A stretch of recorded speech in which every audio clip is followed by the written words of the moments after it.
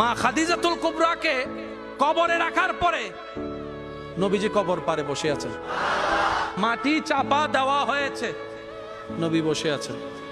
সাহাবায়ে কেরাম বলে, ইয়া রাসূলুল্লাহ, অনেকক্ষণ হয়েছে, এবার আসেন ঘরে। নবী বলছেন, ও আমার সাহাবা, যিনি শুয়ে আছেন উনি আমার দুঃখের দিনের বন্ধু, আমার অসহায় সময়ের মধ্যে উনি সহায় হয়ে পাশে দাঁড়িয়েছেন। সবাই যখন আমার উপর আঘাত করছে, এই আঘাতের রক্তটা উনি মুছিয়ে দিয়েছেন। উনি আমার জন্য একটা শক্তি হয়ে দাঁড়িয়েছেন। আমার খাদিজা, আমার স্ত্রী, তোমাদের উম্মাহাতুল মুমিনিন। ইয়া রাসূলুল্লাহ, একটু ঘরে আসেন।